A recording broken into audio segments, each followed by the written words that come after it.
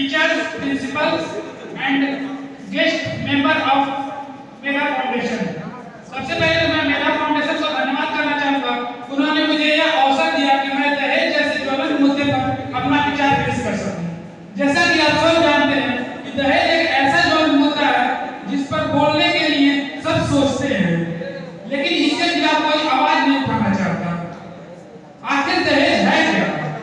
दहेज समाज का वह लालच है जिससे कि वह खुद को समाज में प्रतिष्ठित बताने का भरसक प्रयास करता है, लेकिन वास्तव में दहेज का डेफिनेशन हमारे सबसे पुराने ग्रंथ मनुस्मृति में दिया गया है।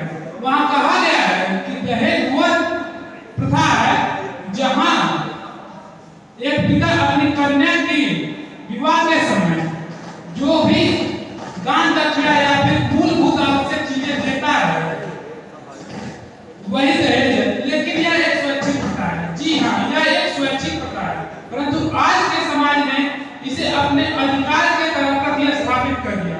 वह समझते हैं कि यह मेरा अधिकार है।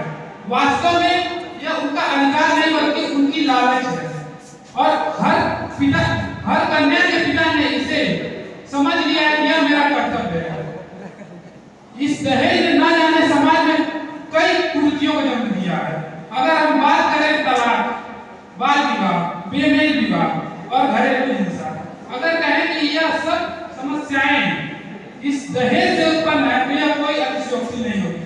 अजी हमारे समाज में दहेज के कारण न जाने कितनों स्त्रियों को जला दिया है, न जाने कितने स्त्रियों को खुदकुशी करने में मजबूर कर दिया है। हमारे समाज ने न जाने कितने पिता की खुशी छीन ली है। मैं उन दहेज के लोभियों से बस यही कहना चाहूंगा, अगर खुद को मर्द समझते हो तो कमा कर खिलाओ, बल्कि दहेज के भरोसे न बैठो।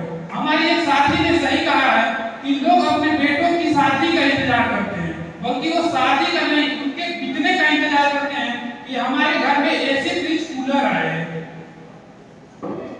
हमारा समाज ये कहता है कि मैं स्त्रियों को बराबर का अधिकार देता हूँ। अजी कहाँ का बराबर अधिकार? आज तो हमारी बहन बेटियों को दहेज देकर शादी करना पड़ता है। मैं समाज को तब मानूंगा कि वो स्त्रियों को बराबर अधिकार दे रहा है जब यहाँ से दहेज प्रथा विलुप्त हो जाएगी। अजी आप कहते हैं कि हमारा समाज शिक्षित है। कहाँ का शिक्षित और कहाँ का विकसित? मैं आपको आपके भारत के कुछ आंकड़ों से रूबरू कराता हूँ। हमारे उत्तर प्रदेश में मात्र 2021 के केस अगर उठाएं तो 4500 केसेस रजिस्टर हुए हैं दहेज के कारण। हमारा बिहार 2300 केसेस वहां पर रजिस्टर हुए हैं। अजी हम दक्षिण को अपने उत्तर से ज्यादा विकसित करते हैं। जरा वहां के भी कुछ हाल खबर सुन लीजिए।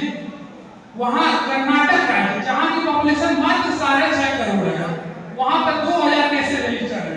हमारा उत्तर प्रदेश तो हम कहते हैं कि वो पिछड़ा है। अरे वहां की पॉपुलेशन अधिक है इसलिए यहाँ पे उतने केसेस रजिस्टर हुए हैं, लेकिन फिर भी हमारा उत्तर प्रदेश हमारे दक्षिण से अभी बहुत अच्छा है। लेकिन फिर भी सुधार की गुंजाइश हर जगह होती है, क्योंकि कोई भी जगह परफेक्ट नहीं होता, कोई भी इंसान परफेक्ट नहीं होता।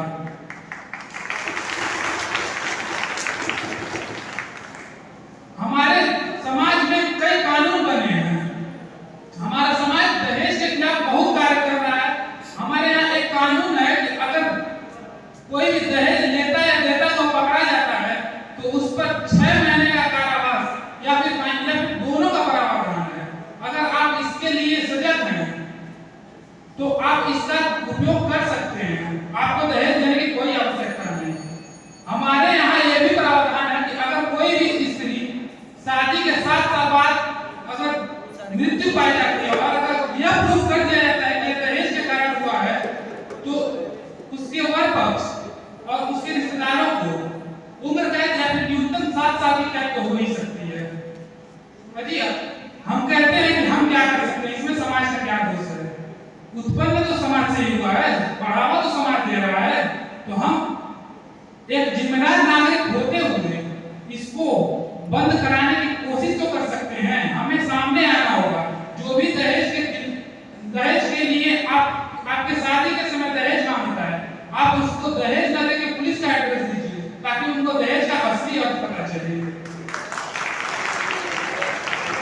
हमारे समाज में बहुत से ऐसे संगठन हैं जो हमारे